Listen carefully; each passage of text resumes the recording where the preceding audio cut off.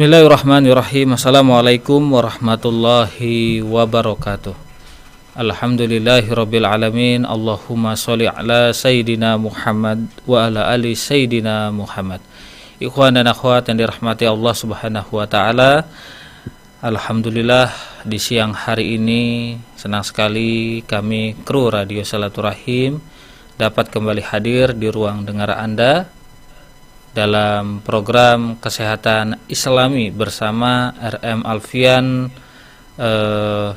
atau Pak Alfian yang mudah kita kenal dari Rumah Sehat Indonesia, dan beliau telah hadir melalui aplikasi Zoom. Assalamualaikum warahmatullahi wabarakatuh, Pak Alfian. Waalaikumsalam warahmatullahi wabarakatuh. Baik. Sehat Pak Alfian ya? Alhamdulillah. Alhamdulillah. Tema hari ini yaitu tentang kombinasi terapi lintah, akupunktur dan herbal kasus osteoporosis. Ya, terapi lintah, akupunktur, pembenaran posisi untuk herbal dan kasus osteoporosis. Ya. Baik Pak Alfian. Ikhwan dan akhwat, itu yang menjadi tema kita di siang hari ini, dan tanpa berpanjang lebar langsung saya serahkan kepada Pak Alfian. Silakan Pak Alfian. Oke, ini saya informasikan on air, kadang ada yang mau dengar pasien ya, jadi saya informasikan on air. Baik, assalamualaikum warahmatullahi wabarakatuh. Alhamdulillah alamin, wassalatu wassalamu ala asyrofil anbiya'i wal mursalin wa ala alihi washabbihi ajmain. Amma ba'du, alhamdulillah kita berikan puji syukur kepada Allah Subhanahu wa taala atas berkat rahmatnya kita dapat ketemu lagi ya di hasil. Terus tidak lupa kita sampaikan salawat dan salam kepada junjungan kita Nabi besar Muhammad SAW beserta para sahabat dan keluarga. Baik, saya akan bahas dengan kombinasi terapi lintah, akupunktur, bonfik ya, pembenaran tulang belakang, dan herbal untuk kasus osteoartritis ya.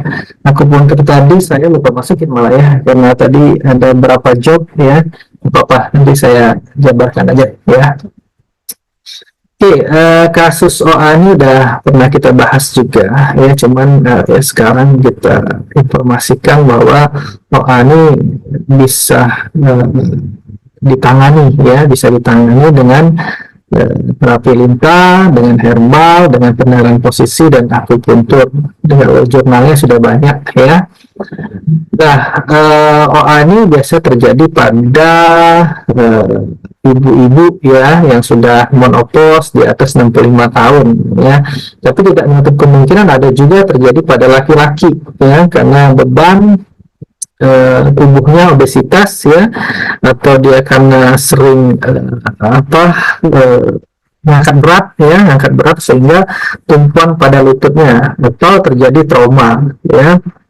Nah, ini akan terjadi kerusakan pada kartilagu ya, hialin ya, terus juga menyerang pada muskuloskeletal karena dia sakit, dia jalan, dia berdiri ya, naik tangga, turun tangga, dia mengeluh sakit, sehingga terjadilah pemendekan otot ya, muscle ya.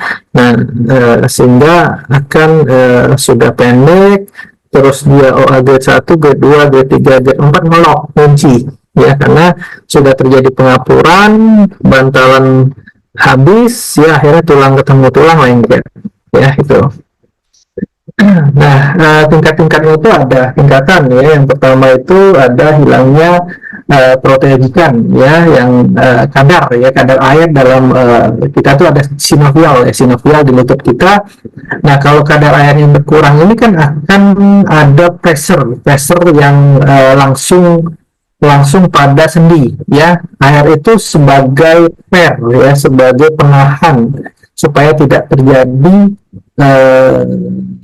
tumpuan langsung ya di lutut kita. Tuh ada cairan sinovial namanya. Nah, cairan tersebut tuh sebagai atau pegas ya.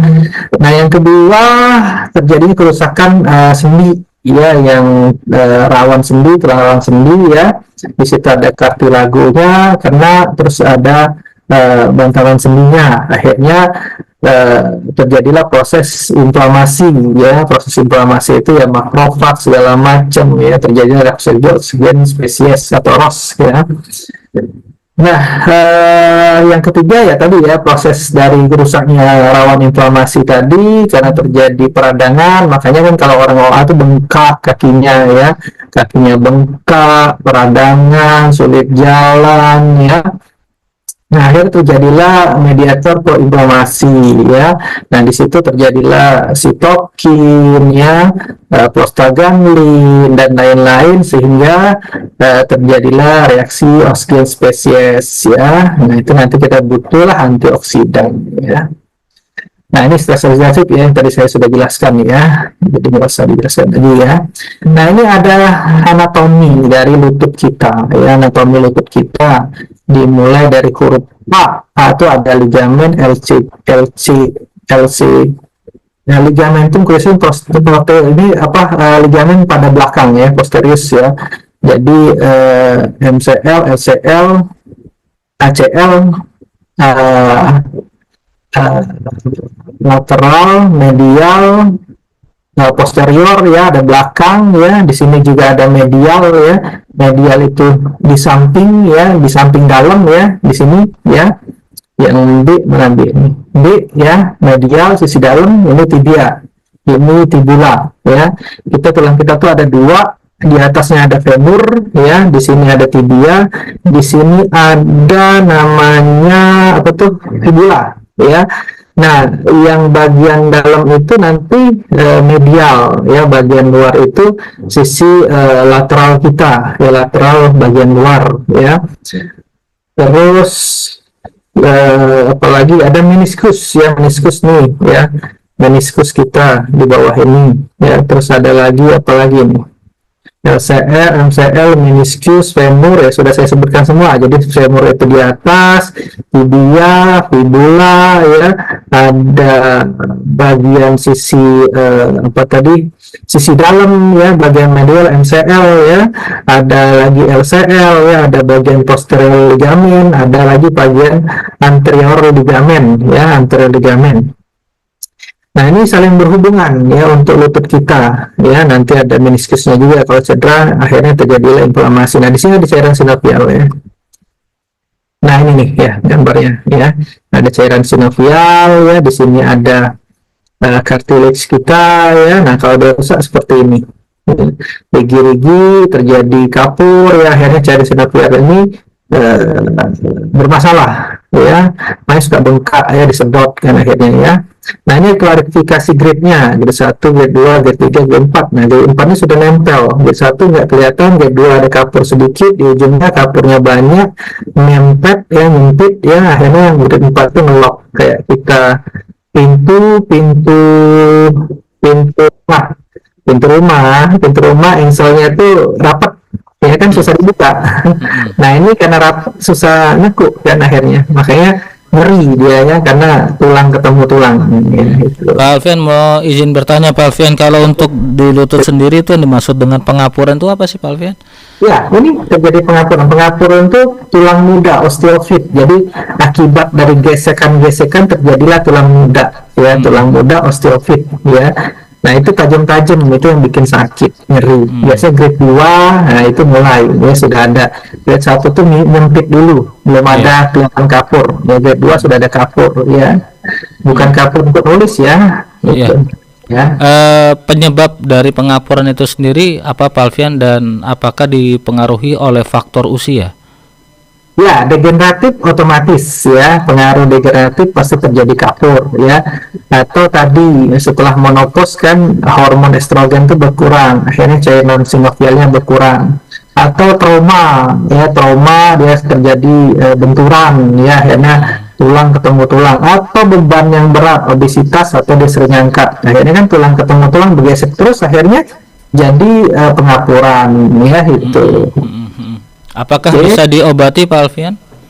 Bisa diobatin ya, makanya nanti kita informasikan pengobatannya. Ya, ini kan baru apa itu, baru patologi anatomi patofisiologinya ya. Nah, nanti baru kita ke pengobatan. Ya, ini nggak jadi belum masuk pengobatan ya? Belum, ini nggak sabaran.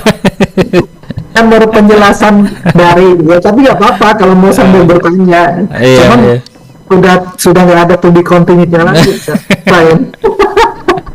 Baik, Pak Alfian, silakan dilanjut, Pak Alfian. Nah, ya, ini patofisiologi, anatominya, etiologinya. Nah, baru nanti kita ke terapi ya. Kalau saya kan suka begitu. Jadi penjelasan penyakitnya dulu ya, setelah itu fisiologi dari si organ tadi apa fungsinya, ya kan. Nah, terus penyakitnya itu kenapa ya, awal mulanya, penyebabnya, terus baru penanganan intervensinya ya gitu. Nah, ini kan tadi yang kita ditanyakan Mas Agus tadi ya, penyebabnya apa nih, kalau misalnya kenapa bisa jadi kapur ya, bisa jadi apa gitu misalnya, jadi apa OA ya. Nah, ini faktornya tadi ya, degeneratif pasti ya, menurun fungsinya, trauma ya, kongenital, kalau turun itu misalnya keturunan, misalnya dia ada rheumatoid arthritis ya, ada autoimun ya, bisa ya, atau malposisi ya, malposisi ada varus, ada vagus. Jadi vagus itu menempel sendinya ke dalam ya, kalau varus itu keluar. Jadi X sama O ya, kalau kita melihat ke orang kan ada O lututnya, ada X ya, pernah nggak lihatnya ada X ada, nah itu karena malposisi, akhirnya kan dia bergesek kan, karena nggak sempurna, bebannya berat lagi kan, jadi akhirnya nggak X atau nggak O ya, akhirnya terjadilah apa tuh peradangan dan pengaturan ya, degeneratif. Nah, biasanya pada vagus itu yang X ya ke dalam, dia itu pasti sisi yang jepit itu kan dia bagiannya ke dalam ya, berarti sisi yang di medialnya yang kena ya. Kalau dia varus, dia pasti sisi lateralnya ya, karena itu udah jelas ya. Nah, terus ada lagi faktor usia ya, tadi kan umur 65 tahun ya, setelah menopause ya, obesitas ya. Ya, jenis kelamin banyak wanita, karena wanita ada menopause ya. Ya, tahu Mas Agus ada nggak nih menopause, Mas Agus? Menopause itu hanya untuk wanita saja ya, Pak Alfian ya? Kayaknya Mas Agus juga nih kayaknya. Enggak sih, bercanda. Bercanda Mas, untuk wanita lah Mas. Lanjut Pak, lanjut. It's okay. Jadi ya. Terus aktivitas fisik yang tadi saya bilang ya, mungkin dia sering ngangkat berat ya, sering kerja berat, badannya gemuk ya, mungkin dia sering pokoknya ngangkat berat deh, pokoknya mungkin fitness, atau dia ngangkat barang-barang ya. Terus ada penyakit sendi lainnya seperti rheumatoid arthritis tadi ya. Oke. Nah, ini manifestasinya dulu ya, manifestasi dari OA. Nah, itu kan kita jelasin dari depan, dari hulu sampai ke hilir ya. Pasti ada nyeri ya, tadi kan sudah disebutkan, karena sendi ketemu sendi pasti nyeri ya, pasti akan bengkak, terjadi proinflamasi ya. Pas saat dia bergerak, saat dia jalan, saat dia duduk berdiri ya, saat dia naik tangga, turun tangga, yang paling berasa ya, karena menahan beban ya. Nah, terus nyeri selama bergerak, ya, nyeri timbul pada malam hari, ya, karena malam hari itu dingin, ya, dingin itu, sensasi dingin itu memberikan peradangan yang lebih, ya, makanya kalau orang awal itu enak dia setelah direndam air panas atau air hangat, ya, air hangat ya, jangan air panas ya, melepuh nanti, air hangat, atau dia dikasih krim, ya, agak enakan dia, ya. Nah, terus kehilangan fungsi dari tubuh, ya, udah otomatis ya, jadi kaku ya, terus terbatasnya range of motion. Range motion itu nggak bisa nekuk full, harusnya dia nekuk full begini dan nekuknya segini ya, jadi ibaratkan tutup ya di tangan ya, nah dia nekuknya segini, mestinya jadi segini ya. Nah, terus mengalami kelemahan dalam melakukan aktivitas, ya otomatis karena dia sakit kan, karena dia sakit akhirnya dia tidak menggunakan kaki yang sakit, dia menggunakan kaki yang nggak sakit, akhirnya terjadilah kelemahan atrofi pada lutut ya. Lutut kita otot kita tuh bisa mengecil memendek ya. Nah akhirnya terjadi atrofi karena tidak sering digunakan, akhirnya ototnya memendek, sudah dia susah nekuk, tambah mendek tambah dia jauh ya. Terus adanya gejala krepitasi. Nah krepitasi itu bunyi ya, itu di lutut ya. Ya, di lutut, bukan saat kita makan kerupuk ya. Itu di lutut. Kalau makan kerupuk beda lagi Pak Alfian. Nah, peningkatan kepekaan terhadap ini sudah disebutkan tadi ya, sudah disebutkan dinginnya. Nah, ini cara kita ngecek arm motion ya, ngecek apa tuh derajat dari lutut ya. Nah, ada ekstensi itu normalnya. Ini kok ini epicondylis lateral femur ya 135, dari 0 135 lurus ya. Kalau dia exoendo tuh dia muter ya. Jadi kalau misalnya dia ekstensi itu 0 derajat, dia nekuk itu 135 ya harusnya. Nah exoendo tuh dia ke kanan ke kiri ya, muter ke dalam endo, muter keluar keluar exo. Nah exo itu 40 ya. Nah kalau endo dia ke dalam 35, itu normalnya ya. Ini digabung ternyata ya, ada ekstensi, fleksi ya. Ekstensi itu lurus, fleksi itu ngeko, exo itu keluar, endo itu ke dalam ya. Itu pada kalkanus ya, jadi dia nanti lurus, kakinya diputar ke dalam, putar keluar ya. Nah ini ada tes spesial, tes namanya McMurray ya, McMurray. Jadi nanti kita pegang kaki si pasien. Jadi kita kalau nggak ada ronsen kita juga bisa ngetes ya. Tapi kalau ada ronsen lebih baik ya. Nah ini ada, kita pegang kaki sedepannya pakai tangan kiri, tangan kanan kita menyentuh pada lututnya, kita dorong ke dalam, kita dorong ke luar ya. Mana yang dia sakit ya. Nah kalau dia sakit kita dorong ke dalam, berarti sisi yang lateralnya, sisi luarnya. Tapi kalau pas kita dorong keluar ya, dia sakit sisi medialnya, berarti ada masalah ya. Nah ada lagi tesnya namanya patella tap test ya, sama Bolt sign ya. Kita ngeliat ada nggak cairan sinovial, ada nggak terjadi apa tuh pembengkakan, inflamasi juga bisa ya. Karena kalau dia di patella tap test itu dia bisa membel, itu masih bagus ya. Tapi kalau bengkak kan dia nggak bisa membel ya. Atau kita swelling, ada nggak cairannya ya itu. Nah seperti filtration juga bisa ya, kita lihat cairannya, terus si patellarnya ini dia bergerak atau enggak ya, kita tap test ya, itu kita cek ya. Terus kita anamnesa, tanya pasiennya ada nggak trauma, ada nggak masalah lutut sejak kapan, atau dia lihat berat badannya ya, umurnya, itu udah ketahuan biasanya ya. Oh ibu ini OH ya, udah ketahuan ya. Nah ini ada terapi yang bisa kita gunakan ya untuk menangani. Nah ini yang ditanya Mas Agus tadi ya, kalau sudah sampai sini nanti habis ya, itu misalnya di belakang ya, jangan ini nanti nggak seru lagi ya. Bikin apa novel itu kan harus yang seru itu di belakang. Nah ini ada penderita yang obesitas misalnya ya, kita harus menurunkan berat badan ya. Terus kalau misalnya dia ada valgus atau parus, baiknya dia menggunakan beker lutut atau dia menggunakan tongkat ya, supaya tidak menekan berlebihan ya.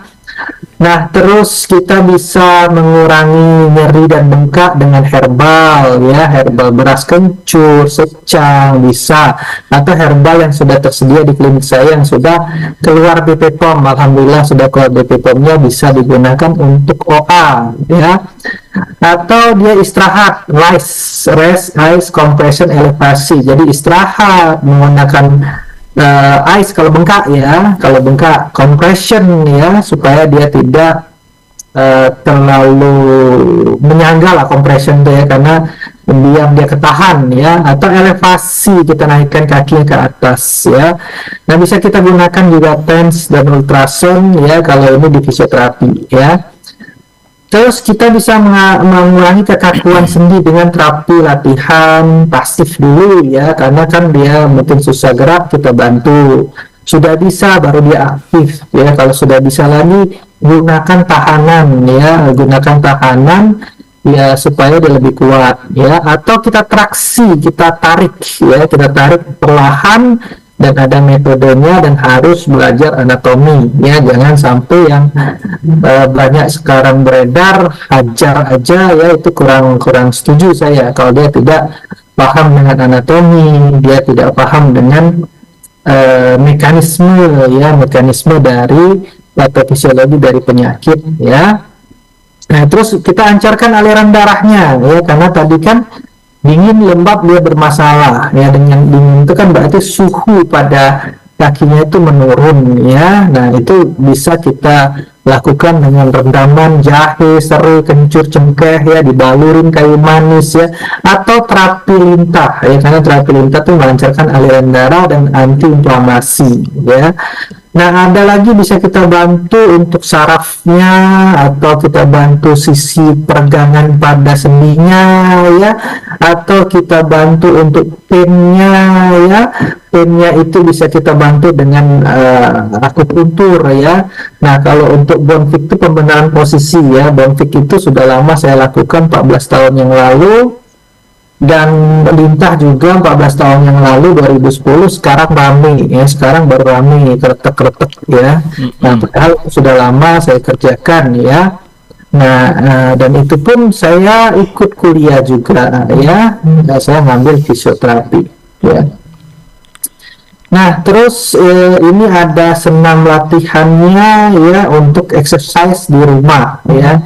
Misalnya kita menggunakan slide itu kita tekuk kaki kita sliding lurus, tekuk lagi, sliding lurus lagi ya. Ada lagi namanya prone hang. Prone hang itu kita tengkurap, terus lutut kita disangga, terus kita kasih beban ya supaya dia merenggang tujuannya. Ada lagi SLR, strike leg rise ya, itu kita angkat kakinya turun, angkat kakinya turun. Ada lagi quadriceps setting, jadi dia menekan lututnya ke bawah, karena orang OA itu kadang-kadang nggak bisa lurus ya, nggak bisa ekstensi yang full 0% ya, 0 derajat bukan 0% ya. Nah, kalau dia sudah kuat, sudah endurance-nya kuat ya, terus sudah bisa aktif isometrik, boleh dengan kekuatan ya, kekuatan tubuhnya sendiri, yaitu wall squat. Wall squat itu kita nempel di dinding, kita kayak jongkok ya, kayak jongkok ya, namanya kayak squat ya, wall squat namanya. Ada lagi namanya step up ya, kayak kita naik tangga turun tangga, naik tangga turun tangga. Nah, itu sudah melalui tahapan pasif aktif isometrik, baru endurance ya, kekuatan ya, strengthening ya, itu. Terus, nah ini ada teknik manipulasi untuk yang tadi saya bilang bonfik, yang saya bilang tadi, ini teknik peregangannya ya. Teknik peregangan itu ya, karena ini saya ambil umum ya, untuk pinggang, untuk lutut dan lain-lain, ini umum ya. Ini karyawan saya ya. Nah, ini direnggangkan ya, terus ditekuk ya, untuk perenggangan lah ya, stretching dan lain-lain ya, ditarik segala macam lah, pelan-pelan ya, dengan tekniknya, dengan apa namanya, prosedur ya, SOP ya. Nah, ini ada yang kebetulan saya juga ngajar pengenalan lapangan praktek, jadi etika safety pasien itu harus dikedepankan ya. Etika dan safety pasien itu harus dikedepankan ya. Nah, ini pembenahan posisi pinggang ya, ini punggung, ini cervical leher, nah ini lutut ya, traksi lutut. Nah, ini juga traksi lutut ya, ini bagian cervical ya, kita traksi, dan ini ya, ini sudah saya lakukan 14 tahun yang lalu dan sekarang booming ya. Nah, ini ada jurnal tentang leech therapy ya, tentang lintah ya. Nah, ternyata di sini conclusionnya dari pasien berapa nih, 51 pasien yang mengidap OA ya.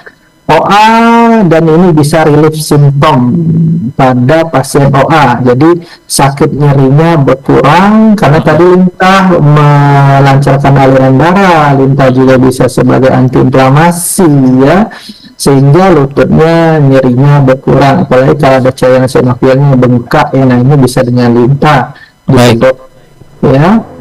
Baik Ya. Pak Alfian, sebelum masuk ke lintah kita jeda dulu Pak Alfian. Oke, siap. Baik ikhwan dan akhwat yang dirahmati Allah Subhanahu wa taala, tadi telah kita simak tentang apa yang disampaikan oleh Pak Alfian. Namun sebelum kita masuk kepada teknik lintah, kita jeda sejenak terlebih dahulu ya. Jadi bagi Anda ikhwan dan akhwat yang mungkin ingin bertanya, silahkan Anda kirimkan pertanyaannya di 0811999720. Kami akan segera kembali setelah jeda berikut ini.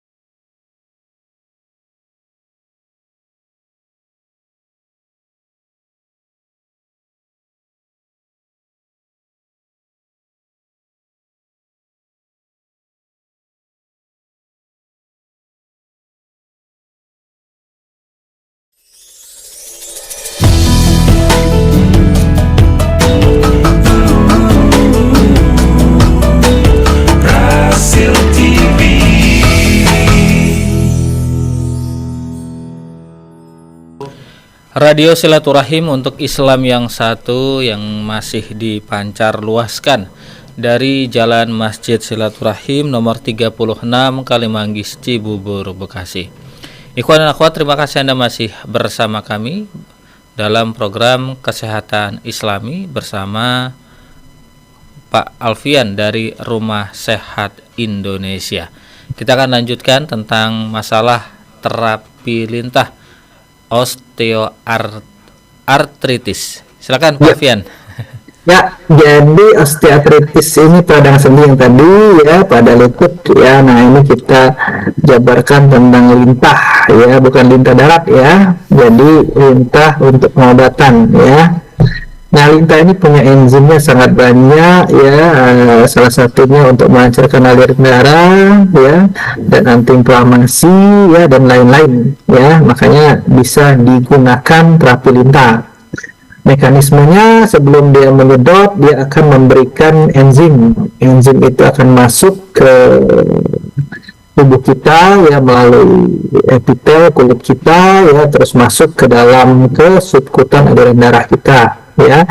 Makanya setelah pasca lintah pasti akan loading karena mengencerkan darah ya. Nah, dia juga ada enzim sebagai antiinflamasi ya. Kalau misalnya ada bengkak, swelling, nah dia akan kempes ya.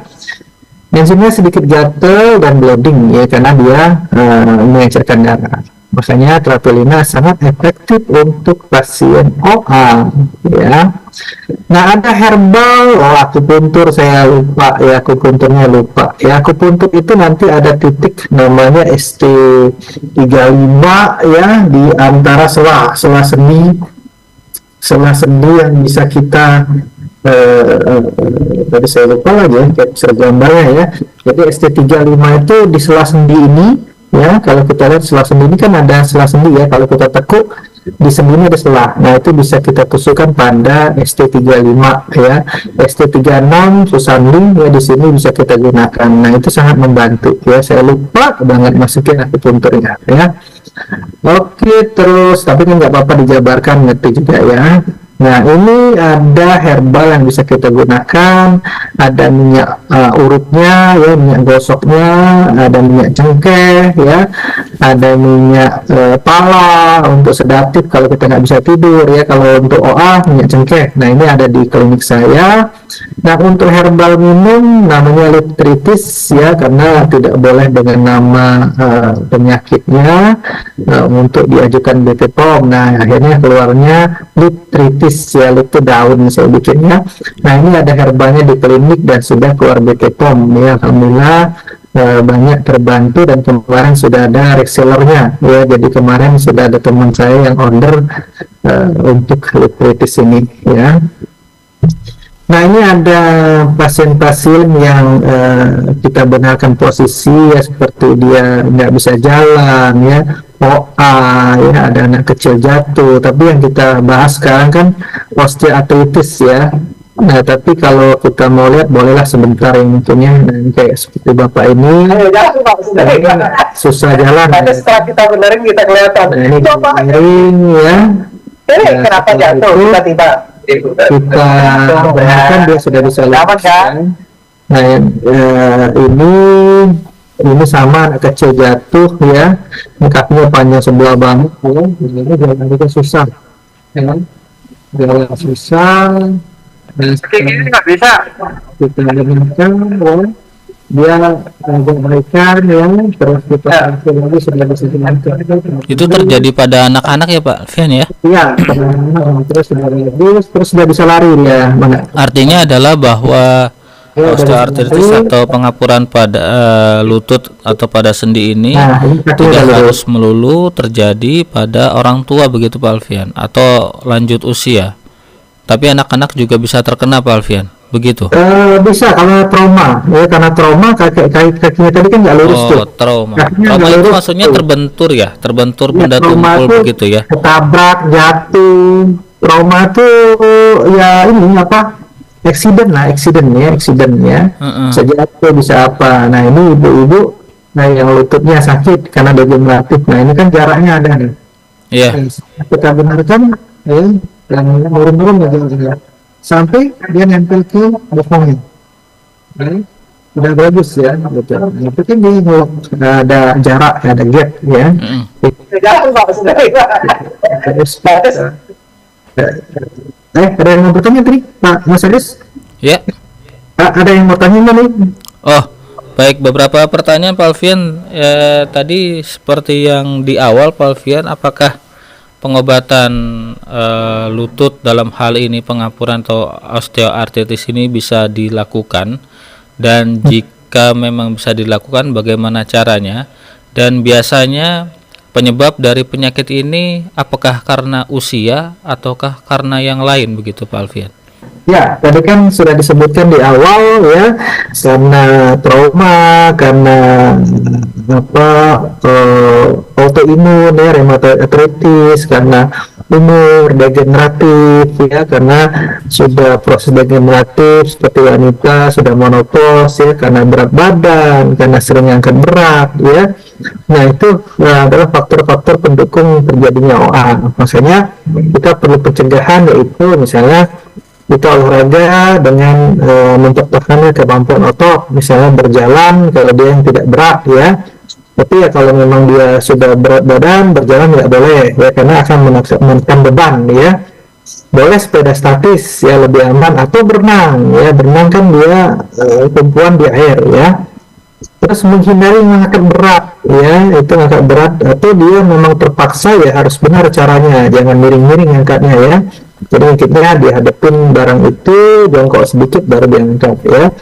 Terus di tidur tempat yang datar dan keras ya, kalau untuk kita pinggang ya atau lutut ya, karena kalau dia pas menekuk masuk dia sakit bangunnya ya. Paginya biasanya sakit dulu, nanti dia beberapa menit baru bisa jalan ya. Hindari olahraga yang mendapatkan trauma, misalnya dia udah tahu OA, main badminton loncat ya, terus dia main bola di tackle kan bisa juga meniscus tear ya. Jadi kurangin berat badan, terus jaga posturnya ya, jangan sampai salah ya. Oh, habis mas ternyata mas. Oke, saya nggak habis ternyata Mas Agus sih. Baik, Silakan, tadi kita kalau sudah ada masuk ke metode tentang- lintah Pak Alfian. Mungkin bisa dilanjut Pak Alfian. Ya, metode lintah itu dia punya enzim. Enzimnya itu bisa melancarkan aliran darah. Dia juga punya antiinflamasi, antibakteri ya. Sehingga kalau OA terjadi inflamasi, dia bisa mengempeskan ya.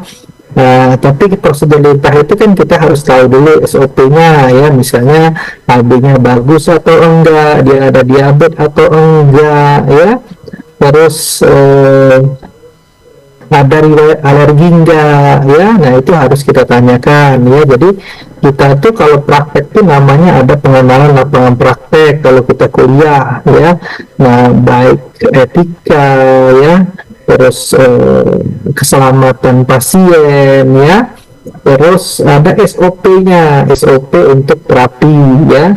SOP itu yang meliputi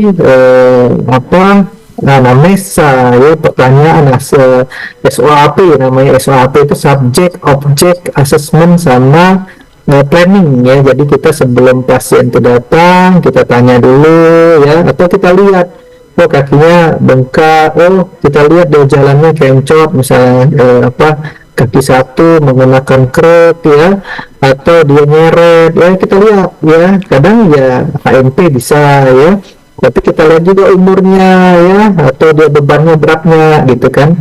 Nah baru kita persilahkan. Namanya pun ada dua, ada alo, ada auto ya. Tapi kalau OA ini biasanya terjadi pada orang yang berumur ya, orang yang dewasa. Tapi bisa terjadi pada anak-anak seperti tadi ya, karena dia kakinya panjang sebelah, bisa akhirnya jadi OA kalau nggak diobatin, karena dia numpuk sebelah terus ya. Tapi anak-anak itu kan masih bagus ya, menjadi untuk dia resiko ke OA itu butuh waktu ya, kecuali bentukannya kuat ya. Nah setelah itu baru kita tanya aktivitas pekerjaannya ya, kapan sakitnya, bagian mana yang sakit, menjalar kemana, waktunya kapan ya, terus saat apa, atau dia saat makan apa ya, bisa kita tanya. Bisa aja kan asam urat kan, makanya kita tanya dia saat makan apa ya. Tapi ketemu kok. Nah baru kita melakukan pemeriksaan fisik ya, pemeriksaan fisik kayak seperti tadi ya, special test McMurray ya, terus patellar tap ya, atau kita children wall duck ya, misalnya dia berdiri satu kaki, kita pegangin, kita puter ya. Nah itu dia sakit atau nyeri atau enggak ya. Atau kita compression ya, namanya itu compression, apa istilahnya saya lupa ya, kompresi of knee, pokoknya ditekan ya, diputer ya. Nah itu bisa juga kita cek. Nah apa dia punya pemeriksaan penunjang seperti ronsen ya atau MRI, kan itu lebih enak. Oh lihat sendinya nyempit nih gitu kan, ada kapur kan udah jelas ya. Kalau nggak ada ya nggak ada masalah juga ya, bisa kita cek dengan pemeriksaan kita ya. Nah kalau kita sudah tahu anatomi fisiologi, tahu biokimia ya, tahu farmakologi herbal ya, tahu mekanisme kerja dari terapi, itu akan efektif banget ya, sangat efektif ya. Nah setelah itu baru kita intervensi. Setelah kita mendapatkan diagnosa, kita tahu oh ini OA ya pada bagian kanan dextra misalnya. Oh penanganan kita apa? Kan kalau orang OA itu sakit kan, nyeri, berarti kan nyerinya dulu kita hilangkan dan bengkaknya ya. Nah makanya kita gunakan terapi-terapi tadi yang mana bisa kita lakukan ya. Kalau kita traksi memang dia aman boleh, tapi kalau nggak aman lagi bengkak misalnya, nah berarti kan kita mending dia santai, dia relax ya, kita hilangkan bengkaknya dulu, kita obatin bengkaknya dulu ya. Nah setelah memang sudah bengkaknya berkurang baru kita traksi ya. Nah itu ada step-stepnya yang bisa kita lakukan ya, agar pasien itu nyaman ya, nyaman dan dia merasakan perubahan ya. Nah makanya kombinasi terapi itu tidak bisa hanya satu ya, bisa kita gunakan lintah doang, bisa kita gunakan kombinasi ya, bisa kita gunakan akupuncture ya, bisa kita gunakan traksi atau bonfik atau pembenahan posisi ya, herbal dari dalam ya untuk mengurangi degeneratifnya ya, misalnya ada kapur ada apa, nah itu herbal sangat membantu ya dari dalam. Nah terus kita suruh dia konseling ya, konseling pasca terapi ya. Konseling pasca terapi itu kita tanya apakah bapak ibu mengerti dengan terapi yang kita lakukan, herbal yang kita berikan ya. Kalau misalnya dia mengerti, kita ajukan saran ya, saran atau pantangan untuk dia lakukan di rumah ya. Misalnya pantangan tadi ngangkat berat, hati-hati kalau ada olahraga pakai sepeda, berenang ya. Nah terus kita kasih dia saran untuk terapi, ibu lakukan nanti terapinya dengan heel slide ya, atau front hang ya, atau ibu angkat-angkat kakinya misalnya kan dengan SLR misalnya. Nah setelah itu kita memberikan informasi telepon kita ya, nomor kita. Ini ibu bapak, kalau misalnya bapak bingung atau ibu bingung bisa telepon saya atau WA saya untuk kejelasan lebih lanjut. Nah itu adalah yang kita untuk di lapangan ya, itu harus jelas ya. Oke, mungkin itu yang bisa saya sampaikan. Ada lagi yang mau bertanya lagi, silakan. Baik, ada pertanyaan Pak Alfian. Ini dari Ibu India. Assalamualaikum warahmatullahi wabarakatuh. Waalaikumsalam warahmatullahi wabarakatuh. Baik Pak Alfian, saya ingin bertanya, gejala apa yang umumnya dirasakan seseorang yang menderita osteoartritis dan kapan sebaiknya saya mulai khawatir tentang nyeri sendi yang saya alami? Ibu Indi. Untuk menghindari osteoartritis, ibu ini umur berapa? Tidak disebutkan Pak Alfian. Atau nggak disebutkan? Tidak disebutkan. Ya, kita umum aja ya kalau nggak ya. Kalau kita misalnya berat badan tadi kita turunkan ya, berat badan pertama ya. Kalau misalnya kita sudah mau menopause ya, berarti kita jaga lutut kita ya dari benturan, dari high impact ya. High impact itu misalnya loncat-loncat ya, atau dia berat badan ya, terus ngangkat-ngangkat berat ya, 10% dari berat badan. Misalnya dia berat badannya 50 kilo atau 60, berarti dia angkat harus 10% dari berat badannya, itu 6 kilo ya, jangan lebih ya. Terus olahraga dilakukan ya, olahraga yang aman, sepeda atau berenang ya, itu yang aman. Nah terus boleh dikonsumsi dengan herbal yang mengandung antioksidan, karena kan terjadi proses inflamasi itu ada reaksi oksigen spesies, atau dengan herbal yang ada di klinik kita ya, itu bisa digunakan ya. Bisa juga dia untuk menjaga dengan latihan yang seperti hillside ya, front hand ya, itu kan dia merenggangkan antara sendi ya. Nah sehingga sendi itu tidak menempel, bertumpu ya, jadi itu bisa dilakukan secara umum ya, itu kecuali trauma atau posisi. Nah itu harus kita benarkan ya. Oke. Pak Alfian, terima kasih. Ikhwan dan akhwat yang dirahmati Allah Subhanahu wa taala, bagi Anda yang ingin berkunjung atau sekedar konsultasi ke Rumah Sehat Indonesia, Anda bisa datang langsung ke Jalan Ruyung nomor 7 Blok A20 Pondok Kelapa, Kecamatan Durensawit, Jakarta Timur. Untuk nomor telepon Pak Alfian langsung saja dicatat 0813 8326 2040, 0813 8326 2040. Rumah Sehat Indonesia ini berdiri pada tanggal 10 Maret 2010. Rumah Sehat dalam Google Maps ini dijelaskan bahwa mereka melayani berbagai keluhan, terutama jantung, stroke, saraf terjepit. Dan alhamdulillah biiznillah, semoga edukasi ini bisa dilihat. Untuk edukasi bisa dilihat pada link YouTube RM Alfian MSI. Semoga bermanfaat. Tadi Pak Alfian sudah memutarkan hasilnya ya. Before dan afternya setelah pengobatan di Rumah Sehat Indonesia begitu. Jadi bagi Bapak dan Ibu yang saat ini tengah mendengarkan siaran kami, mungkin kalau dijelaskan secara narasi kan, secara diksi kadang-kadang kan suka nggak kebayang. Nah kalau langsung lihat YouTube-nya mungkin langsung bisa kelihatan, oh seperti ini, namanya RM Alfian MSI, itu nama channelnya ya.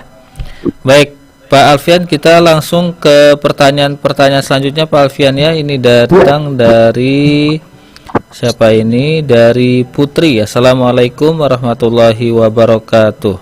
Waalaikumsalam warahmatullahi wabarakatuh. Pak Alfian, apakah ada perubahan gaya hidup atau pengobatan alami yang terbukti efektif dalam mengurangi gejala osteoartritis tanpa harus mengandalkan obat-obatan? Ya, jadi kalau kita pencegahan itu bisa kita bantu dengan tanpa obat ya. Misalnya dia belum terjadi untuk pencegahan, nah misalnya dia sudah mau berat badan, turunkan ya. Kalau misalnya dia olahraga sudah umur, jangan yang high impact ya. High impact itu misalnya lari, loncat-loncat ya, kecuali dia atlet ya. Kalau atlet itu kan ototnya sudah terlatih ya, sudah terlatih ya. Kadang-kadang atlet pun juga bisa cedera. Kemarin ada pasien saya malah gurunya jiu-jitsu ya, jiu-jitsu kan tahu sendiri kan, main di ground, kunci-kuncian ya. Nah itu dia kena pinggangnya ya, bisa kena juga ya. Atau orang pemain bola ya nggak sengaja di tackle kan, terjadilah injury ya, meniscus tear atau dia ACL ya atau PCL-nya injury, robek ya. Nah meniscus tear ya, nah bisa terjadi ya.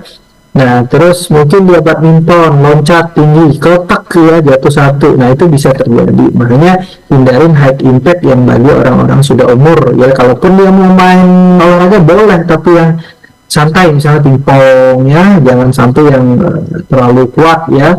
Atau main tenis tapi jangan terlalu over, misalnya ya dia sekadar mukul paku ya, itu boleh ya. Nah terus jagalah peregangan sendi ya. Peregangan sendi itu dengan kita stretching, karena sendi menempel ya pasti akan terjadi OA ya, osteoartritis ya. Makanya jagalah posisi dari sendi ya, misalnya dia traksi atau dia stretching ya, atau dia tadi yang saya jelaskan tadi heel slide, pon hang ya, atau dia sering nekuk ya kakinya, lututnya supaya agak renggang ya. Nah makanya ibadah sholat itu sebenarnya termasuk stretching, termasuk olahraga ya. Makanya kita sholat itu sehat sebenarnya dengan gerakan yang sempurna. Maksudnya ya, kalau gerakan rukuknya tidak lurus kan nggak stretching ya. Dengan misalnya rukuk nih masih ngebengkok kan itu tidak stretching. Makanya dengan stretching itu kita tuh dengan lurus tuh malah untuk olahraga, untuk peregangan ya. untuk apa? Untuk menyehatkan kita ya, di samping kita wajib kita dapat pahala dan itu untuk kesehatan kita ya. Makanya sholat itu bagus 5 waktu, dan itu olahraga yang misalnya kita nggak sempet ya, dengan itu pun bisa olahraga ya. Nah terus pas saat kita duduk iftiros ya, duduk di antara dua sujud, nah itu kan menekuk kaki ya. Menekuk kaki itu bisa kita iseng-iseng kasih handuk kecil ya, di apa, digulung ya. Nah dikasih di lutut kita ya, di belakang lutut kita ya, bukan saat sholat ya, maksudnya saat pas kita mau terapi ya. Nah sambil kita duduk iftiros, kita kasih di sela sendi kita, di bagian popliteal kita ya, atau gastruk kita ya. Nah antara gastruk dan hamstring ya, jadi otot paha belakang dengan betis ya. Nah itu kita kasih handuk kecil, kita duduk itu nah, itu kan merenggangkan ya. Nah itu bisa kita lakukan untuk pencegahan terjadinya OA. Tapi kalau sudah terjadi OA ya harus memang terapi kalau menurut saya ya, karena harus dibantu terapi ya. Kalau tidak dibantu terapi nanti makin lama naik grade-nya. Apalagi kalau disuntik ya, itu banyak banget kejadian yang disuntik ya. Memang enak dia 6 bulan enak, nanti makin lama karena dia nggak merasakan sakit ya, nggak merasakan sakit, akhirnya kan dia jalan kemana-mana padahal jalannya makin parah. Nah nanti 6 bulan nggak mempan lagi ya. Akhirnya mungkin biasanya lengket ya, operasi ya. Nah sudah lengket dan sudah habis tulangnya, akhirnya total replacement ya, diganti plat ya, lututnya itu ya. Nanti dari tibia dipakukan plat, dari femurnya ya dipakukan plat ya, sehingga plat ya untuk bonggolnya itu ya, atau hip femur dan hip kepalanya femur itu ya, sama tibia itu ya. Itu ya. Baik, terima kasih Pak Alfian atas jawabannya. Lalu ada Pak Teguh juga ingin bertanya. Assalamualaikum warahmatullahi wabarakatuh. Waalaikumsalam warahmatullahi wabarakatuh. Jika saya didiagnosis dengan osteoartritis, apakah saya masih bisa melakukan aktivitas sehari-hari seperti biasa, ataukah ada hal-hal tertentu yang harus saya hindari? Aktivitasnya apa? Tidak disebutkan Pak Alfian. Mungkin bekerja ya, bekerja seperti biasa begitu. Iya, umum. Kalau memang aktivitas itu dia pekerjaan yang mengangkat berat ya, dia sudah terjadi OA, itu harus dihindari ya, karena beban berat itu akan menekan ya. Nah dia aktivitas yang ringan pun dia pakai deker kalau bagusnya, jadi dia biar menahan ya. Tapi deker tuh nggak usah yang sampai harian ya, pas aktivitas saja ya, karena untuk menjaga. Kalau malah harian nanti aliran darahnya nggak lancar ya, karena ketekan ya. Pakai deker yang memang kerut aja, yang crack ya, di tengah patella itu ada lubang ya, di lututnya ada lubangnya, itu lebih simpel ya. Kalau kita mau wudhu mau apa lebih gampang ya. Nah itu kita gunakan deker untuk menyangga supaya lebih aman ya. Nah terus kalau dia ada pekerjaan sehari-hari yang berat tadi, nah terus waktu saat dia santai atau saat waktu jadwal isoma ya, isoma itu bisa direnggangkan di musola sebentar ya, kasih handuk atau kasih apa, bantalan sedikit, dia renggangkan, dia dudukin ya, atau dengan cara front hand tadi, atau dengan quadriceps set ya. Quadriceps set itu dengan dia menekan ke bawah lututnya ya, supaya dia merenggang ya. Nah itu bisa kita stretching waktu dia saat isoma ya, ada waktu ya. Nah terus olahraga yang bisa meningkatkan kekuatan otot-otot pada paha lutut ya, itu ada otot gastruk ya, namanya betis kita, ada otot hamstring ya, ada otot quadriceps, ada paha depan, paha belakang ya, ada otot samping kita ya, adduktor. Nah itu juga kita kuatkan ya, supaya apa? Supaya tadi yang lutut tadi itu tidak menekan. Kalau otot kita kuatkan, dia tidak menekan langsung ya, karena ada otot kita yang strengthening ya. Jadi makanya kalau orang ada sering bahunya dislokasi, itu kan ada ototnya itu tidak kuat ya, atau ya trauma kan benturan kuat ya. Maksudnya kalau di femur itu sangat sulit untuk keluar sebenarnya ya. Tapi kalau ada traumanya benturan kuat, wah itu bisa keluar ya. Moral headnya itu bisa keluar ya, moral headnya ya. Itu. Oke. Oke, baik Pak Alfian, terima kasih banyak atas penjelasannya.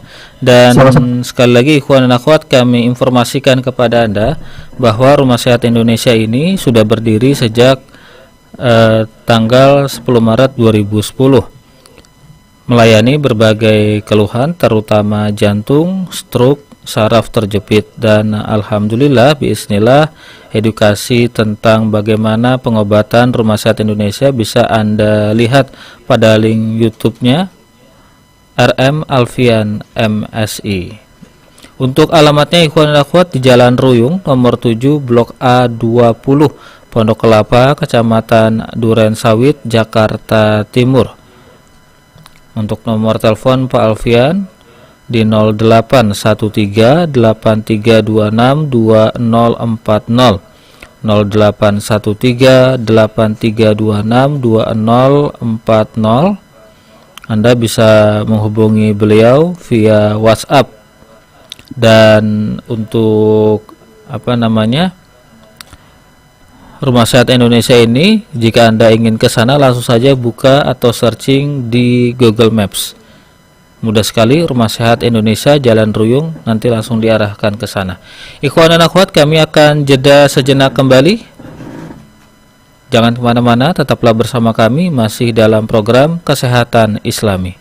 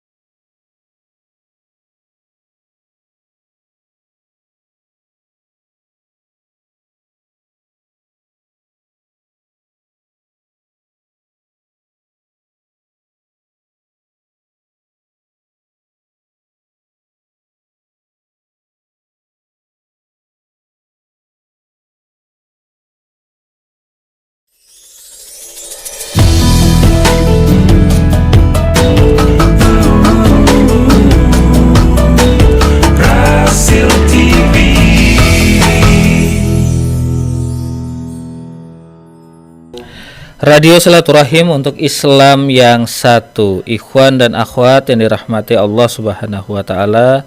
Terima kasih Anda masih bersama kami dalam program Kesehatan Islami di siang hari ini. Ada beberapa pertanyaan kembali yang sudah masuk Pak Alfian. Alhamdulillah. Ada Bapak Agung Fitri Alam. Assalamualaikum warahmatullahi wabarakatuh. Waalaikumsalam warahmatullahi wabarakatuh. Baik.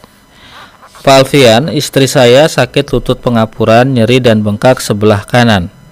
Usianya 44 tahun. Karena trauma pakai sepatu pasca operasi, obat dokter masih diminum. Apakah obat nyeri tidak menimbulkan efek samping? Karena istri juga sakit lambung. Terima kasih atas informasinya. Ya, kalau obat nyeri ya pasti ya, kan itu ada tulisannya efek samping, iritasi ke lambung, ke hepar, ya ke ginjal. Kalau jangka panjang ya nggak boleh. Tapi kalau memang kita perlu banget ya dimakan dulu. Tapi kalau memang sudah nggak sakit banget jangan dimakan, karena kan obat nyeri itu hanya menghilangkan simptom nyeri. Ya, simptom nyeri, tapi bukan mengobati penyebabnya ya. Hanya pengalihan rasa nyeri ya. Nah, kalau memang tidak nyeri ya nggak usah dimakan ya, tapi kalau memang kepaksa dimakan, tapi efek sampingnya pasti ke lambung ya, makanya suka diberi obat untuk lambung ya, biasanya golongan-golongan untuk menurunkan asam lambung ya.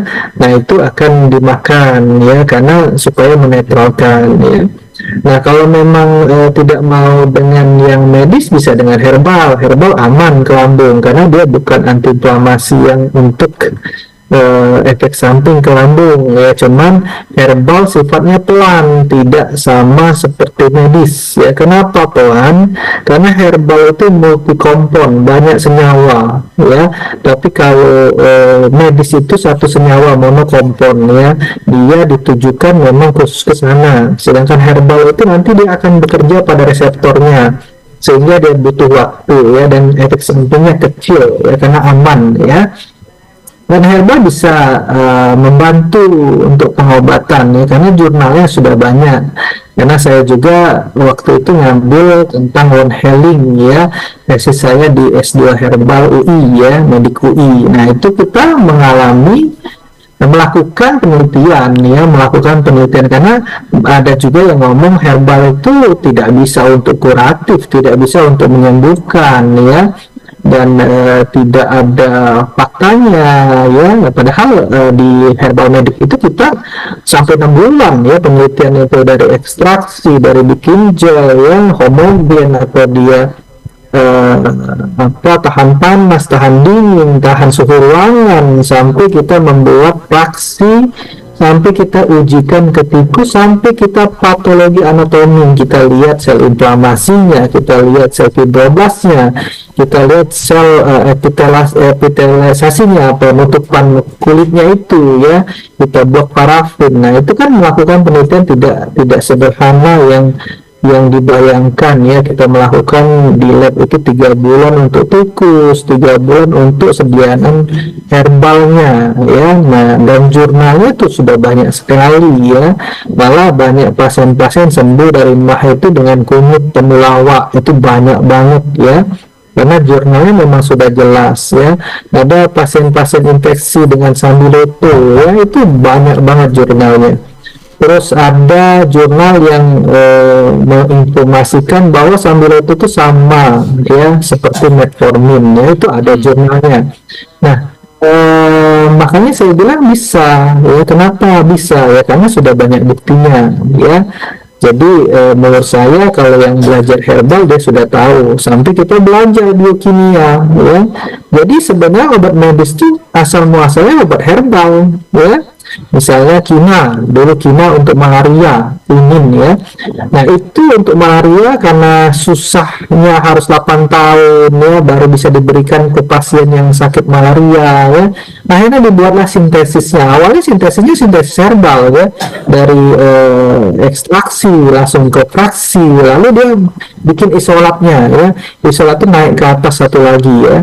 Nah, akhirnya dibikinlah sintesis obat medis ya, karena supaya bisa terpakai gampang, mudah, cepat ya. Karena kalau tanaman nggak mungkin. Sama kayak tanaman apa itu asam salisilat ya, aspirin ya, untuk anti nyeri. Nah, itu dari tanaman willow. Ya. Tanaman willow itu tanaman apa tuh namanya yang di air ya, merambat. Nah, itu dia digunakan untuk nyeri ya, bisa. Nah, itu awal mulanya obat medis ya. Semua obat medis itu berasal dari obat herbal ya, kalau mengetahui pengembangan obat tradisional ya. Jadi kalau menurut saya ya dia bisa ya, cuman memang dia multi komponen, banyak senyawa, dan dia pelan. Malah kita curiga kalau cepat makan herbal dia langsung cepat hilang sakitnya. Nah, itu curiga. Curiganya apa? Mengandung bahan kimia obat BKO ya. Herbal itu pasti pelan sifatnya, tapi aman ya. Oke. Silakan, ada yang mau bertanya lagi? Baik, terima kasih untuk penjelasannya Pak Alfian. Terima kasih untuk pertanyaan yang tadi sudah diajukan oleh pendengar kita. Dan kita beralih ke pertanyaan selanjutnya. Pertanyaan dari Ibu Evi di Serpong. Assalamualaikum warahmatullahi wabarakatuh Pak Alfian. Waalaikumsalam warahmatullahi wabarakatuh. Tinggi saya 156, berat dan sekarang 54 kg. Lutut bengkak, dulu beratnya 68 kg. Sudah lama terapi, saya masih mau menghindari operasi. Apakah bisa pakai herbal dan apa saja, dan apakah bisa pakai herbal begitu? Kalau jalan bunyi dan kadang sakit. Terima kasih Pak Alfian. Ya, jadi makanya kita lihat dulu grade-nya ya. Kalau grade-nya misalnya grade masih 2 mau ke 3 itu masih bisa kita obatin. Tapi kalau grade-nya sudah ke 3 ke 4 itu kan sudah ngelok, sudah ngunci, dan lututnya itu habis ya, maksudnya tulangnya itu sudah ketemu tulang. Nah, itu nggak bisa. Jadi ada yang bisa kita lakukan, ada yang nggak bisa. Nggak semua pasien itu bisa kita oh datanglah ke klinik saya pasti sembuh, ya nggak mungkin ya, karena ada hal-hal yang bisa kita lakukan seperti ginjal ya. Pasien saya kan banyak juga yang ginjal yang mau cuci darah. Nah, selama dia masih ginjalnya bagus ya bentuknya ya, kita dari USG kita kelihatan ya. Dan biasanya yang pasien-pasien yang tensinya tinggi itu masih bagus ginjalnya. Tapi kalau pasien-pasien yang diabetes biasanya ginjalnya sudah menciut. Nah, dan menciut itu akan sulit untuk diobatin karena organnya sudah terganggu. Tapi kalau dia yang belum menciut, organnya masih bagus, fungsinya terganggu, itu masih bisa diobatin ya. Diabetes tipe 2 ya, karena pola hidup bisa diobatin. Tapi kalau tipe 1 sudah rusak pabriknya, tidak menghasilkan insulin, ya terpaksa kita harus bantuan insulin dari luar ya. Nah, seperti kasus yang tadi disebutkan Mas Agus, dia mau operasi, berarti ini grade-nya tinggi nih karena mau operasi. Kalau saya dengar mau operasi ya kan, apalagi riwayatnya tadi berat badan awalnya ya, baru turun sekarang. Nah, berarti kan sudah terjadi pergesekan yang lama ya pada lututnya ya. Nah, saya belum tahu grade-nya, tapi kalau memang sudah mau operasi biasanya grade ketiga, grade keempat ya, kecuali dia cuma endoskopi untuk dikikis kapurnya. Nah, berarti itu masih aman ya. Nah, tergantung grade-nya ya. Kalau misalnya grade 2 ke 3 masih bisa diobatin, bisa kita terapi, tapi grade ketiga ke 4 itu agak sulit ya. Karena apa? Karena sudah tulangnya sudah ketemu tulang ya, sudah ngelok. Oke ya. Baik, terima kasih. Sudah semua Pak Alfian ya untuk Ibu Evi di Serpong. Iya. Oh, grade-nya 3 menuju 4 Pak Alfian, kata Bu Evi. Karena kalau sudah operasi itu biasanya ke situ ya, sudah mau lock. Deformitas tuh lututnya sudah misalnya normalnya lurus ya, ada sendinya merenggang ya. Nah, dia sudah deformitas ya, misalnya agak nge-X, nge-U, atau bengkak ya, bulatnya beda, bukan bulat normal ya. Nah, itu sudah terjadi deformitas ya, perubahan bentuk dari sendi yang normal ya. Nah itu ya memang operasi kalau jalan keluarnya, tapi operasi kita lihat dulu umurnya ya, ada nggak dia osteoporosis ya, ada pengeroposan tulang nggak ya, karena bisa saja pas waktu dipakukan dia pecah tulang tibia itu ya. Makanya kalau mau operasi dikonsultasikan dengan dokter ortopedinya atau dokter yang bedahnya ya, dikonsultasikan lebih lanjut, umur saya sekian-sekian, terus di ronsen lihat bone-nya, lihat apa opak atau enggak ya, apa maksudnya masa tulangnya tadi ya. Nah kalau memang sudah prosedur itu sudah bagus ya, ada diabetes, tensinya bagus ya, aman untuk dilakukan operasi ya, itu jalan salah satunya ya, karena jalan lain tidak ada, karena sudah deformitas, sudah habis tulangnya ketemu tulang ya. Itu Baik, terima kasih Pak Alfian. ya. Tapi dokter ortopedi menyarankan operasi, Pak Alfian, ini bagaimana? Karena sudah grade 3 ke 4 tadi kan. Kalau grade 3 ke 4 ya memang biasanya sudah operasi kan, lock ya. Nah cuman kita tanya ya, baik-baik, maksudnya itu konsultasi dengan dokternya, aman nggak nih siapa tadi yang mau operasi, ibunya apa ibunya? Ibu ini, Ibu Evi. Nah Ibu Evi ini umurnya tadi berapa? Kalau masih muda aman ya. Kalau sudah umur, nah kita tanya, dok ini tulang saya aman nggak, ada pengeroposan nggak gitu kan. Misalnya sebelum operasi ini apa yang harus kita lakukan ya, nanti kan ada pemeriksaan pengontrolan darah segala macam ya, biasanya diabetes, tensi dan lain-lain. Nah terus pasca dari operasi ini berapa lama pemulihannya ya, terus prosedurnya apa aja ya, kira-kira jangka panjangnya apa ya, kita tanyakan ya. Nah kalau memang dia belum habis ya dari kepalanya tulang tadi ya, dari tibia dan femurnya tadi ya, itu bisa kita lakukan terapi, kita traksi, kita benarkan posisi, kita kasih herbal. Tapi kalau sudah habis, sudah nempel ya, memang harus operasi karena tidak ada jalan lain ya. Itu jadi kalau kita di China itu, kebetulan saya dapat beasiswa ya untuk di Jiangxi Hospital ya. Nah itu medis barat dan timur itu bergabung ya. Jadi ada yang bisa dilakukan oleh si timur ya, TCM ya, Traditional Chinese Medicine, ada yang bisa dilakukan oleh medis barat. Nah kebetulan saya memang waktu itu di ortopedi ya, di ortopedi dan kiropraktik ya. Nah dia satu departemen ortopedi, kiropraktik, akupuntur dan moxibustion ya. Nah itu dia ada pasien-pasien yang multiple fracture, misalnya dia ada pasien yang kecelakaan, patahnya banyak ya, patah di femur, patah di tibia, patah di fibula ya, patah di apalagi di ankle ya, di metakarpalnya ya. Nah itu dia lakukan operasi yang penting dulu biasanya ya, dia operasi yang penting dulu, dan kalau ada pun pembengkakan ya, swelling atau apa, dia sembuhkan dulu di sana ya, disembuhkan dulu, dan dia akan menggunakan eksternal fiksasi ya. Eksternal fiksasi itu jadi kayak apa ya, gip ya, bukan gip ya, apa ya, kayak benda ya, kayak baut ya, kayak batang, ada baut-bautnya tapi dari luar ya, di press ya supaya dia nggak lari ya. Itu kalau kita pasang pen itu kan di dalam, nah itu di luarnya ya.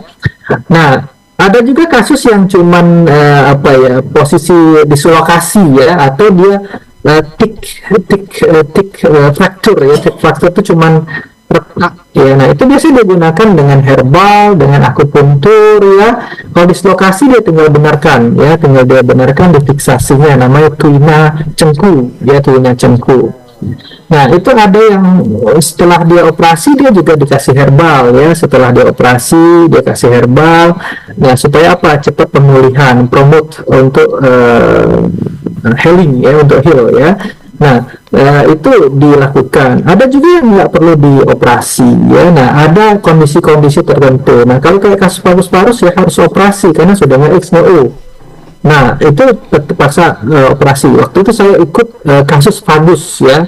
Saya ikut di orang operasi karena kita dokter di sana ya. Kalau kita tuh koas di sana ya, jatuhnya koas ya.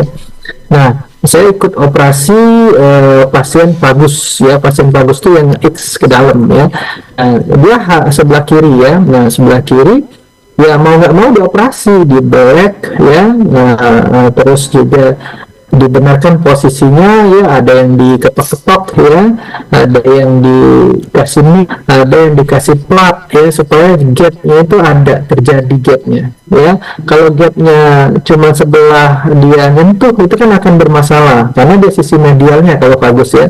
Nah, sisi medial itu direnggangkan dia supaya gapnya itu tidak nyentuh, tidak bergesek ya. Makanya dikasih gap ya, nanti dikasih nol ya sama plat SP untuk menjaga.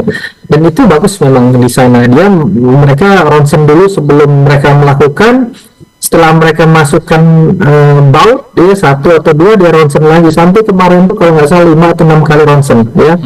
Bagus ya, bagus banget ya. Maksud saya tuh dia memang hati-hati ya, sampai setelah operasi pun ya bautnya difoto lagi. Dan itu pasien juga bius lokal ya, bius lokal ke bawah ya, jadi bius dari pinggang ya ke bawah ya, maksudnya lower limb ya, lower limb. Nah, tapi dia sadar ya, itu ya. Baik, terima kasih Pak Alfian untuk jawabannya. Kemudian pertanyaan selanjutnya datang dari Ibu Sri Andayani. Assalamualaikum warahmatullahi wabarakatuh. Waalaikumsalam warahmatullahi wabarakatuh. Saya izin bertanya, ibu saya umurnya 60 tahun, mengalami nyeri di lutut. Ibu saya mau bangun dari tempat duduk saja sampai kesakitan. Apakah ada obat herbal untuk ibu saya, Pak Alfian? Terima kasih. Ya, kalau sendinya nyempit, memang kita harus traksi, kita terapi ya, tadi yang saya sudah jelaskan, terapi lintah, akupuntur ya, sama bontik. Nah, kalau memang so-so dia grade 1, grade 2 dengan herbal cukup ya. Nah, tapi kalau dia sudah ada gangguan, mobilitasnya keganggu ya, biasanya itu ada penekanan ya. Nyeri itu karena ada penekanan saraf ya. Penekanan saraf itu kan di lutut kita banyak saraf ya. Nah, karena sendi bergesek ya pasti akan ada sensasi nyeri ya, sensasi nyeri. Nah, sensasi nyeri itu ya harus kita perbaiki. Kalau dia hanya herbal doang ya itu nanti akan simptom, memang dia perbaikan degeneratif ya. Tapi untuk simptom intinya, makanya perlu kita benarkan posisi, kita akupuntur, kita lintah, nah baru kita kasih herbal untuk supaya tidak makin parah ya, tidak makin dia bergesek, tidak makin dia naik grade-nya ya, grade-nya tidak semakin makin bergesek ya itu. Nah, herbal itu sudah jelas dia untuk antioksidan supaya tidak terjadi reaksi oksigen spesies, inflamasi, waktu inflamasinya akan menurun ya, karena proses wound healing itu terjadi ya, karena ada injury, ada luka di situ ya.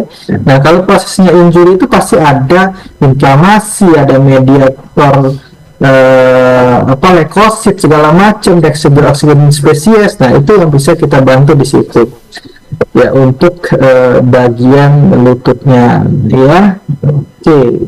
Baik Pak Alfian, kita sudah berada di menit-menit terakhir. Pak Alfian, ada Ibu Maria yang juga ingin bertanya. Assalamualaikum warahmatullahi wabarakatuh. Waalaikumsalam warahmatullahi wabarakatuh. Pak Alfian, kenapa ya kalau gula saya naik, tensi turun? Seperti itu melulu. Apa memang begitu kalau punya gula darah? Terima kasih. Gula darah naik, tensi turun ya, ini baru kasusnya ya. Biasanya gula darah naik, tensi juga naik karena terjadi vasokonstriksi ya, terjadi penyempitan pembuluh darah karena gula itu karamel ya, karamel yang lengket. Nah, tensi biasanya ikut naik ya. Nah, tapi kalau memang dia akhirnya lemes ya, tensi memang bisa turun ya. Nah, tapi kebiasaan jangka panjang itu akan tensi meningkat ya. Sama seperti kita normal tensi 120/80 ya.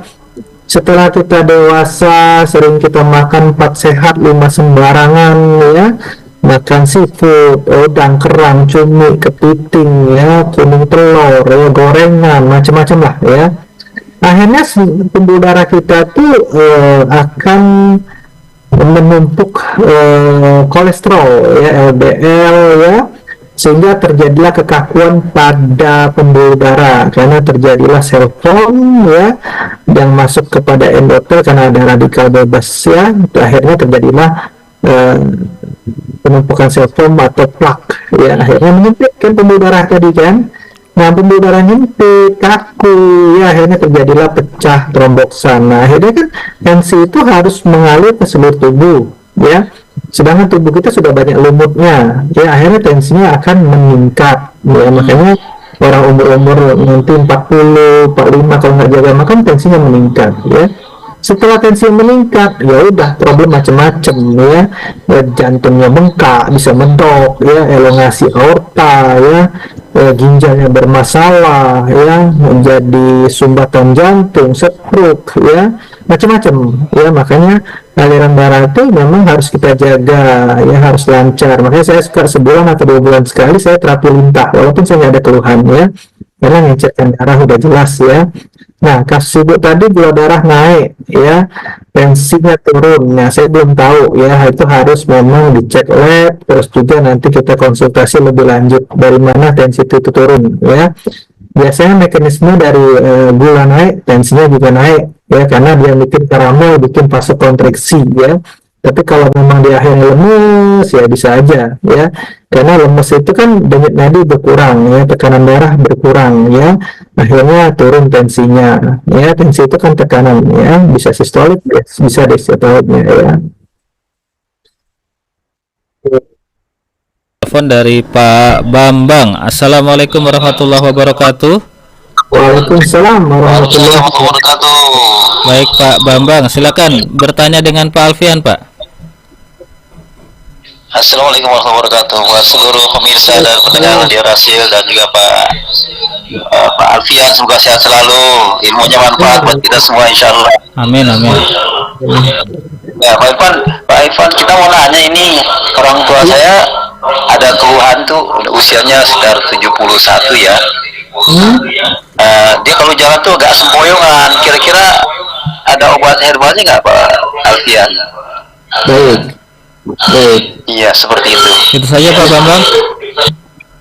Iya Pak, terima kasih Terima semuanya. kasih Pak Bambang. Waalaikumsalam warahmatullahi wabarakatuh. Dan bisa telepon langsung biasanya nggak bisa? Ini telepon langsung via WhatsApp Pak Alfian.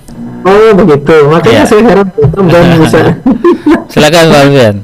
Ya, jadi sempoyangan itu kan memang kalau orang umur tuh bisa terjadi syarat keseimbangan dia, ya, atau temporalnya bermasalah, ya, atau memang ada sumbatan pembuluh darah. Ya, sempoyangan itu kan karena keseimbangan, ya. Bisa juga masalah pendengaran, masalah sumbatan pembuluh darah, atau cervicalnya, ya, atau dia ada mah, ya, mah juga bisa bikin sempoyongan, ya. Nah, makanya kita lihat dulu mekanismenya apa, atau deformitas pada tulang leher atau punggung, ya, jadi sempoyongan juga, atau ada masalah keseimbangan seperti misalnya di otaknya di bagian temporalnya ada masalah, ada penyumbatan, ya, bisa juga terjadi keseimbangan. Nah, itu bisa kita tes dengan dia menjamkan mata, berdiri, ya, dia jalan pada line, dia goyang atau enggak, ya, atau dia aman misalnya masih muda, angkat kaki satu gitu kan, lalu menjamkan mata, jatuh enggak, ya. Nah, nanti sempoyangan itu bisa terjadi vertigo juga, ya, vertigo gelap, tiba-tiba gelap, ya, bukan dimatiin lampu, ya, tiba-tiba, ya, dia gelap sendiri, ya, yang lampunya hidup, ya, gitu, ya. Bercanda. Biar nggak suntuk maksudnya, bercanda, Pak ya. Alfian, lanjut. Nah. Mas Agus kayaknya ngantuk tuh kayaknya. Enggak ngantuk Pak Alfian, emang begini Pak Alfian. Nah, jadi itu, ya. Jadi, ya harus pemeriksaan lebih lanjut biar saya jelas, ya, bagaimana, apakah dia ada kolesterol, riwayatnya apa sampai dia sempoyongan itu, ya, atau kolesterolnya tinggi atau ada gula, ya. Nah, itu harus saya tahu dulu, ya, biar jelas, maksudnya pengobatannya itu jelas diagnosanya kan, pengobatan itu paling penting diagnosa, ya. Diagnosa itu menentukan intervensi. Kalau diagnosanya udah salah ya sudah ngaco pasti, ya. Makanya saya juga suka ngajak lapangan praktek. Nah itu kan harus diagnosanya paling penting, anamnesa, pemeriksaan fisik, ya, kita menegakkan diagnosa sampai kita intervensi. Nah kalau diagnosanya nggak tepat ya akhirnya sembarangan gitu kan, nanti intervensinya nggak jelas, ya. Kalau yang khusus biasanya dijelaskan langsung, ya, biar saya bisa menangkap arahnya kemana, ya, karena tadi clue-nya cuma sempoyongan, ya, itu, ya. Ya nggak makan juga kita sempoyongan, apalagi Mas Agus tuh kalau nggak makan dia sudah cacingnya demo, ya, sempoyongan. Bisa aja Pak Alfian. Kita ke pertanyaan terakhir Pak Alfian, ya, di siang hari ini datang dari Ibu Pak Asraf. Assalamualaikum warahmatullahi wabarakatuh. Waalaikumsalam warahmatullahi wabarakatuh. Pak Alfian, saya umurnya 73 tahun. Maksudnya ibu saya umurnya 73 tahun. Ya. Ibu baru dirawat diagnosa ambeien dan dokter sudah putuskan dioperasi. Kemudian saya tidak mengizinkan karena faktor umur. Akhirnya dokter menyetujui, hanya saja dari sarankan ibu minum rebusan daun handalem pagi malam 7 lembar dan sudah dilakukan. Alhamdulillah bisa sembuh. Bagaimana itu Pak Alfian? Terima kasih. Ya, wasir itu ada eksternal, ada internal. Internal pun ada grade-nya, ya. Grade pertama BAB berdarah, grade kedua itu BAB keluar kita masukin, ya, pakai jari, ya. Setelah itu grade keempat keluar tidak bisa masuk, ya. Saya banyak nanganin wasir, ya, sembuh, ya. Nah, memang dari herbal pun cukup, ya, sebenarnya wasir itu kayak pembuluh darah vena, ya, keluar dari anus, ya. Nah makanya makanan juga harus dijaga, ya, jaga makanan dari yang panas, ya. Bukan maksudnya yang panas air, ya, maksudnya menyebabkan tubuh kita panas seperti daging, ya, pedas, cabai, ya. Nah itu, ya, bukan panas di minuman, ya, maksudnya dibikin badan kita panas, misalnya daging, cabai, ya, terus yang membuat kita asam, ya, misalnya dia makan durian, ya, durian itu menyebabkan asam. Nangka, ya, semangka, melon itu manis tapi di dalamnya asam, ya. Nah itu menyebabkan dia timbul lagi, ya. Nah handalem daun ungu memang sudah jelas, ya, banyak jurnalnya, ya. Nah tapi kalau saya kombinasi, nggak hanya handalem, ya, ada daun sendok, ya, bukan sendok makan, ya, daun sendok, ya, itu. Nah terus ada lagi pegagannya, ada binahongnya, ya. Nah ada berapa lagi tanaman, ya. Nah itu untuk di pengobatan wasir, ya, atau hemoroid. Nah tapi tetap pantangan makan, karena kalau dia makan lagi yang menyebabkan panas tubuhnya, ya, makan daging setiap hari, ya, makan cabai, ya, makan minum kopi, teh, ya, itu kan menyebabkan panas juga, ya, atau yang manis-manis banyak di menyebabkan panas, ya. Durian, nangka, ya, itu menyebabkan panas, ya. Nah akhirnya dia akan timbul lagi, ya, akan keluar lagi, ya. Nah itu harus memang dipantangin dan diobati, ya. Baik.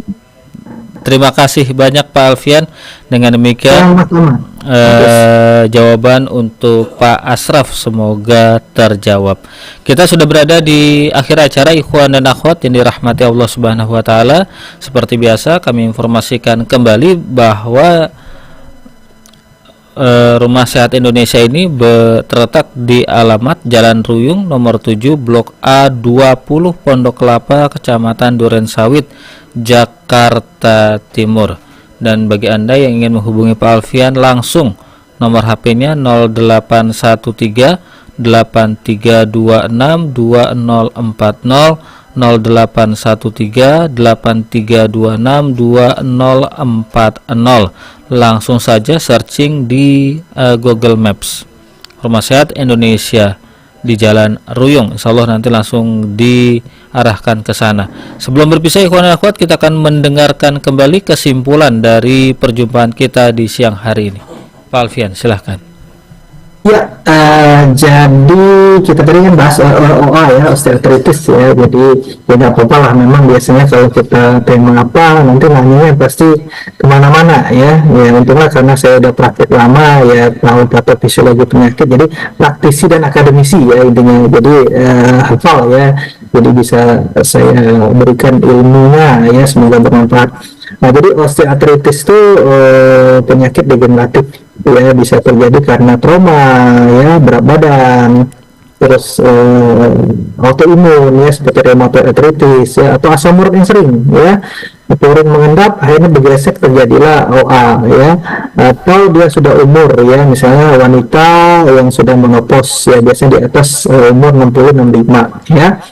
Selain trauma, selain berat badan, selain rheumatoid arthritis, yaitu penyebabnya ya. Nah, OA itu bisa kita tanganin sesuai grade-nya ya, tapi kalau sudah grade 3 ke 4 itu akan sulit ya, karena sudah ngunci, sudah nge-lock, sudah deformitas ya, tulangnya sudah ketemu tulang, sudah aus, sudah habis ya. Nah, tapi kalau grade 1, grade 2 mau ketiga itu masih bisa, karena dia hanya menyempit dan kapur biasanya ya. Nah, itu bisa kita terapi dengan merenggangkan sendi tadi dengan bonfik ya, dengan terapi limpa untuk inflamasinya. Kalau ada bengkak pasti bengkak ya, OA itu biasa bengkak ya.